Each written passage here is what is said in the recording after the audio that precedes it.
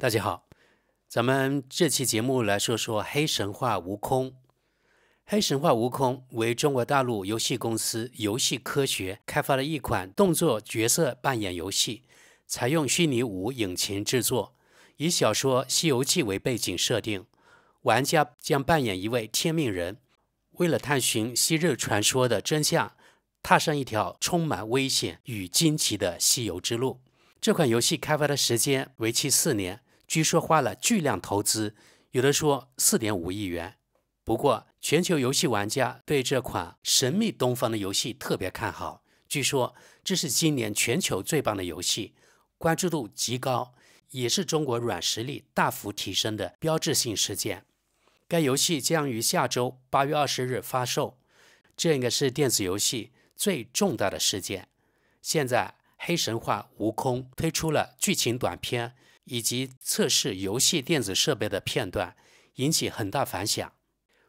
今天我们来看看黑神话：悟空油管官方频道6天前发布的最终短片，目前点击已经快83万，评论快5000条了。另外呢，给大家预告一下，等下看完黑神话：悟空的官网评论后，我们接着看一家德语游戏频道对悟空的介绍以及网友评论。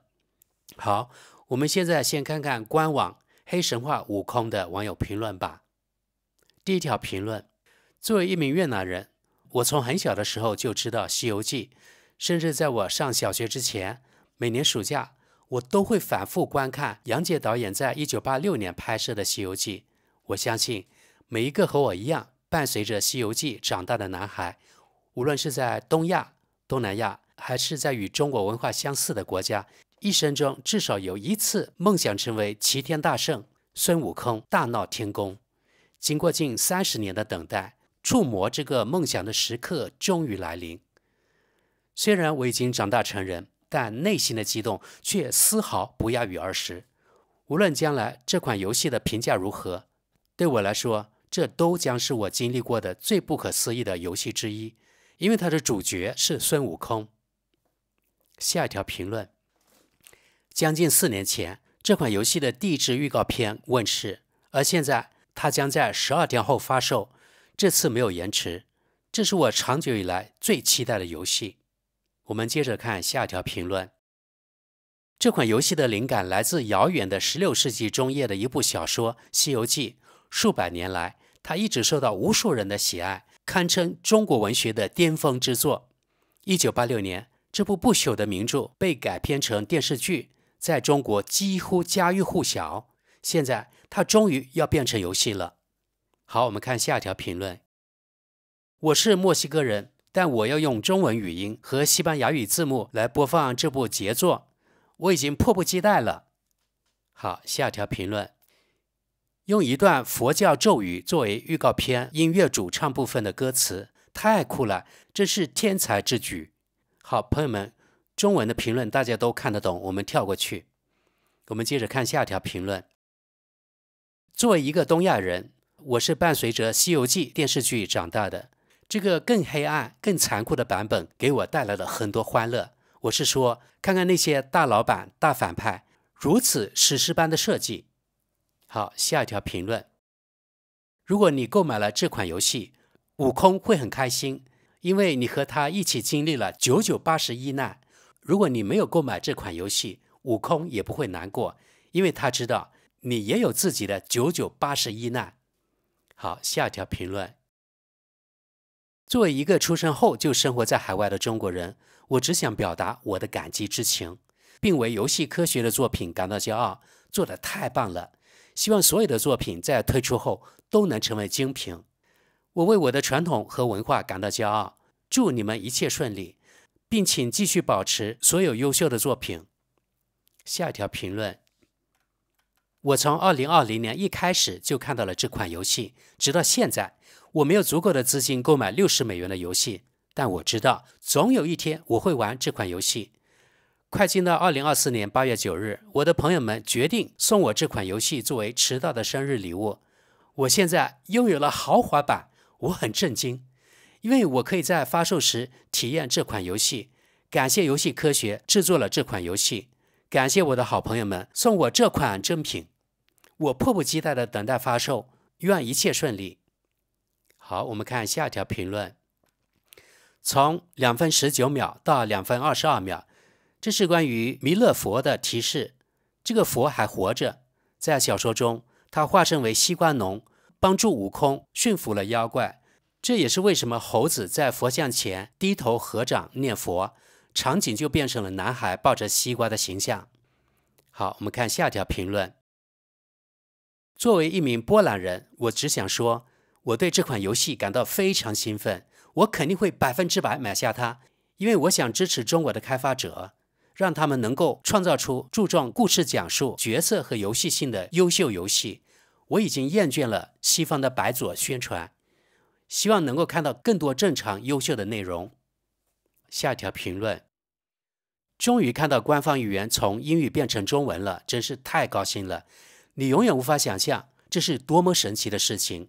设置语言中文，设置语言英文，我们花了将近30年的时间才实现了这一点，从电子游戏诞生开始。下一条评论。还有人注意到1分54秒开始的音乐吗？提醒一下，这些都是真实的歌词，不是胡说八道。这是往生咒《阿弥陀经》，是佛教用来引导往生者解脱和往生西方净土的寄颂。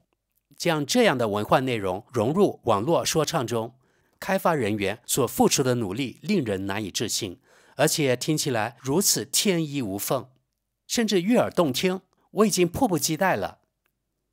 下一条评论。我买了 PS5 就是为了这款游戏，我迫不及待地想看到黑神话的发布。好，下一条评论。从第一部预告片开始，这款游戏就给我留下了深刻印象，至今未变。第一天我就会买它。下一条评论。作为一个中国人，我不得不说，这是梦想成真啊！我热衷游戏已经10年了，但从未扮演过自己的英雄，我童年的英雄。我们看下一条评论。我们生活在一个有这样的游戏的时代，这是多么疯狂的事啊！好，下一条评论。那年夏天，我8岁，我躺在席子上，吃着井水冰镇的西瓜，吹着电风扇，等着看那部没完没了的孙悟空从石头缝里蹦出来的电影开场。那时的我无忧无虑。今年夏天，我28岁了，虽然被生活压得喘不过气来，但我还是期待着手机屏幕上悟空的终极预告片，期待着他真正到来的那天，我可以短暂的成为他，我渴望看到他。下条评论。作为一名俄罗斯人，我非常想了解中国神话，将《西游记》作为游戏的一部分，是一种非常有趣的方式。我期待这款游戏已经有3年了，希望它能荣获2024年 GOTY 游戏大奖。感谢俄语字幕，游戏不掺杂政治。下一条评论。这款游戏是几个世纪以来中国文化和骄傲的结晶，让全世界尽情享受吧。下一条评论。我等这款游戏已经等了好几年了，任何自称为龙珠超、西游记粉丝的人都必须玩这款游戏，这将是年度游戏，记住我的话。好，下一条评论。几年前这款游戏首次亮相时，我还不相信它的外观和玩法会如此不可思议。现在我认为，与即将推出的任何游戏相比，这款游戏的视觉效果在所有方面都达到了新的高度，简直令人惊叹，毫不夸张。好，接下来的所有评论都好评如潮，评价极高。接着我们看看德语频道的网友评论。由于西方人很可能不太了解《西游记》及中国传统文化，也缺乏背景知识，他们或许不像东亚人那么容易理解故事情节，所以在我们看来，可能有的评论不那么中肯。该频道我们看有153万订阅，这个视频呢播放量20万。我们看第一条评论。我和这里的很多人一样，不一定每款游戏都要像《黑暗之魂》那个游戏，现在这方面的游戏已经够多了，我很期待这款游戏。我们看下条评论。为什么每款动作游戏都直接与《黑暗之魂》相提并论？这款游戏更容易让人联想到战神。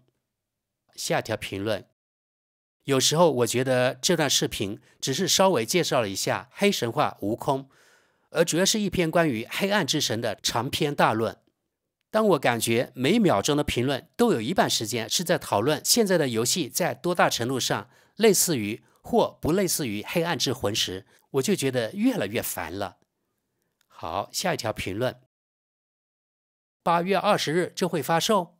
我还记得当时大家都在猜测它到底会不会发售，而现在距离发售只有1个月了，我已经买了，哈哈哈哈，即使它显然没有我希望的那么像黑暗之魂。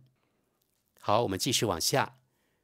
类似黑暗之魂的游戏已经够多了，黑神话悟空没必要刻意去迎合。总之，描述听起来很不错，我还是会等到它正式发售。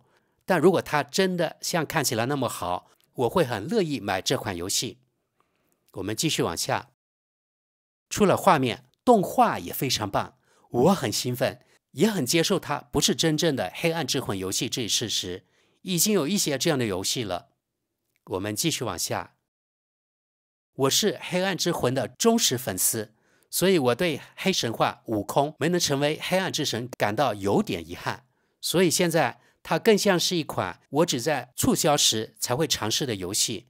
猴子和中国也不是我的菜，但我还是为每一个庆祝它的人感到高兴。我们继续往下。2分56秒，其实很多人都知道这个故事，因为孙悟空的故事当年被鸟山明用在了孙悟空身上，所以拿着金箍棒的猴童应该是一个术语。我们看下一位。终于没有黑暗之魂了，我想在游戏时放松一下，而不是开始第2份工作。看起来是一款不错的动作冒险游戏，在黑神话悟空中，离子散发效果在其他游戏中是不存在的。我们继续往下看。好吧，自从我看到它的预告片以来，感觉已经有10年了，所以我对整个事情都很怀疑。我会再等几个月，我相信这个游戏需要无数次更新才能正常运行。我们继续往下看。谢天谢地，这个不是类似于黑暗之魂的游戏，不过不能调整难度实在太糟糕了，我翘首以待它已经很久了。我们看下条评论。我同意这里的评论，它真的不一定非得像黑暗之魂那样，事实上我真的很高兴它能更像一部动作游戏。我们看最后一条评论。我认为这款游戏会很有挑战性，它又不像黑暗之魂那部游戏，这真的很棒。因此你可以像普通上班族一样，在有限的业余时间玩这款游戏，而不必像疯子一样进行高强度的游戏，搞得汗流浃背。好吧，朋友们，我们今天就到这里吧。由于缺乏文化背景，总的来说，德语评论区没有英语频道的评论那么令人惊艳，但是已经很不错了。你们也喜欢黑神话悟空这款游戏吗？请在下面留言。好了，我们下期见，拜拜。